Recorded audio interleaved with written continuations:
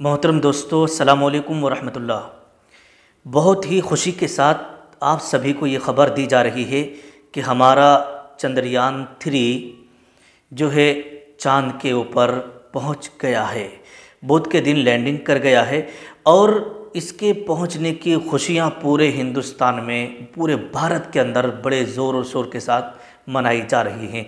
और मैं बहुत ही दिल के साथ मुबारकबाद पेश करता हूं अपने भारत के उन साइंसदानों को जिन्होंने चंद्रयान 3 को वहां तक पहुंचाया, और बहुत ही काबिल मुबारकबाद हैं। बहुत दिल की गहराइयों के साथ उनको मुबारकबाद पेश करते हैं और सारे भारत के लोग उनको जो है मुबारकबाद पेश कर रहे हैं।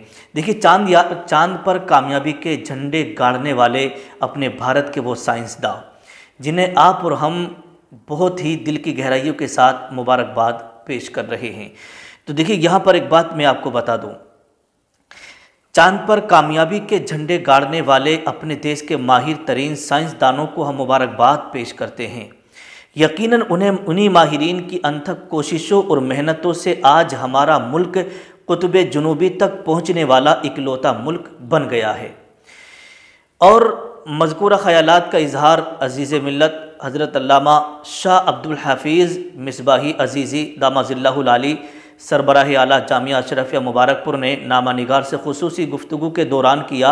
उन्होंने कहा कि आलमी रिकॉर्ड बनाने की समत में एक बड़ी छलांग लगाते हुए हमारे मुल्क हिंदुस्तान ने बुध को चांद के उस हिस्से पर कौमी परचम लहराया जहां आज तक कोई भी मुल्क नहीं पहुंच सका है।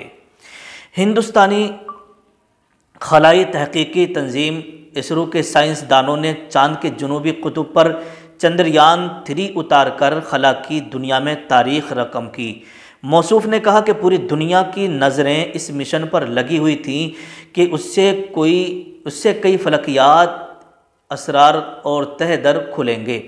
हम इसरो के साइंसदानों को एक बार फिर मुबारकबाद पेश करते हैं। समझ गए? अब यहाँ पर एक बात मैं बता दूँ, देखिएगा, इसके ताल्लुक़ से शारे बुखारी हज़रत अल्लामा मुफ्ती शरीफुल हक अमजदी अलैहि रहमतु व रिज़वान ने अब से कई साल पहले एक किताब लिखी थी, इस्लाम और चाँद का सफ़र। समझ गए? जो उलमाए किराम हैं उनको मालूम होगा, उन्होंने उसका मुताला भी किया होगा। बहुत सारे लोगों ने चाँद के ताल्लुक़ से अलग अलग बातें, अलग अलग सवालात किए थे कि क्या किसी इंसान का चाँद पर पहुंचना मुमकिन है? क्या कोई इंसान चाँद पर पहुंच सकता है? क्या चाँद पर जाना आसान है?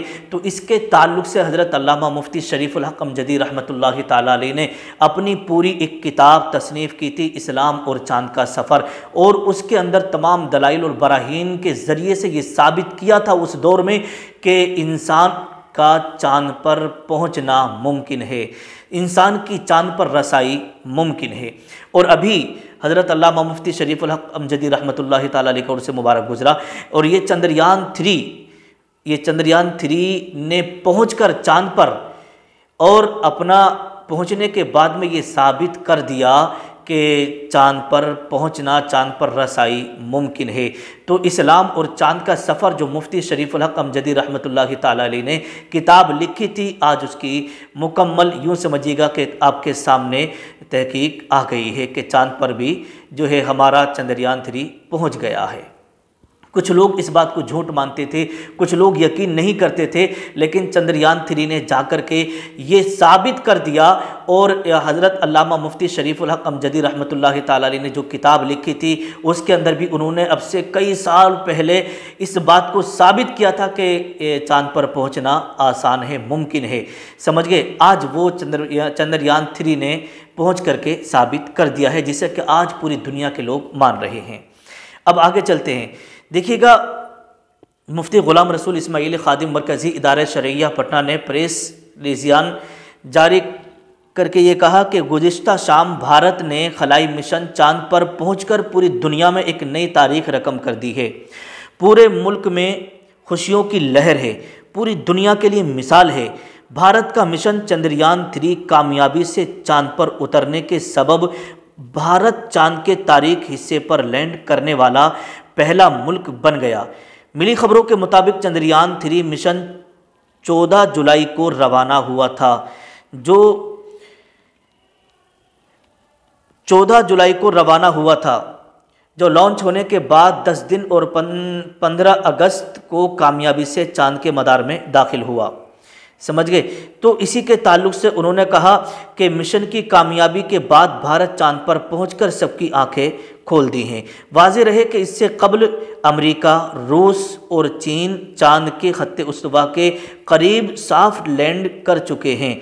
समझ रहे हैं। अमेरिका से भी चांद पर लोग पहुंच चुके हैं, चीन से भी और रूस से भी। लेकिन अपना चंद्रयान 3 जो गया है, ये चंद्रयान 3 जो पहुंचा है, ये ऐसी जगह पर पहुंचा है, ऐसी जगह पर पहुंचा है जहां तक आज कोई ना मुल्क पहुंच सका है, किसी भी मुल्क का कोई भी चंद्रयान नहीं पहुंचा है। इससे कबल सन 2019 में चंद्रयान 2 मिशन नाकाम हो गया था, जहां चंद्रयान 3 उतरा। समझे। कुतुब जुनूबी में ये चंद्रयान 3 उतरा है। मुस्तकिल तौर पर साए में रहने की वजह से उसे चांद का अंधेरे वाला हिस्सा भी कहा जाता है, और गालिब इम्कान है कि चांद का जो हिस्सा साए में है वहाँ पानी की मौजूदगी के आसार मिले हैं। साइंसदानों ने चांद के कुतुब जुनूबी हिस्से का इंतखाब इसलिए किया कि इस खित्ते में काफ़ी मिकदार में बर्फ़ मौजूद है। चांद पर बर्फ़ यानी पानी की मौजूदगी का मतलब ये है कि मुस्तकबिल में इंसान उसे इस्तेमाल कर सकता है। ये बर्फ़ ना सिर्फ पीने के पानी में तब्दील की जा सकती है, बल्कि इससे ऑक्सीजन और हाइड्रोजन हासिल की जा सकती है, जिससे वहाँ ज़िंदा रहने और रॉकेट या खलाई जहाज़ के लिए फ्यूल हासिल करना मुमकिन हो सकता है। मुल्क भर में लोगों ने ये तारीख़ी मनाजिर वेबसाइट और सोशल मीडिया के ज़रिए बराह रास्त देखे। यही नहीं बल्कि मदारिस, स्कूलों, मैदानों और बाज़ारों में स्क्रीन लगाकर, समझे, भारतीय वज़रा समेत हज़ारों लोगों ने चांद पर उतरने के नाकाबिल फरामोश मनाजिर देखे। ये मुबारक समा पूरे भारत के लिए खुश आइंद है। इस पुरमसरत मौके पर मरकज़ी इदारे शरिया की तरफ से भी सारे साइंसदानों को मुबारकबाद पेश की जाती है। और ये देखिए, चांद वो है जिसके ताल्लुक़ से आप हदीसों को उठाएंगे और पढ़ेंगे तो पता चलेगा कि नबी करीम सल्लल्लाहु ताला अलैहि वसल्लम ने कुफ़ार मक्का के कहने पर चांद के 2 टुकड़े करके दिखाए थे। समझिए, चांद 2 टुकड़ों में बट गया था। समझे। अब से 1450 साल पहले नबी करीम सल्लल्लाहु ताला अलैहि वसल्लम ने अपना मोजज़ा दिखाकर चांद के 2 टुकड़े भी किए थे।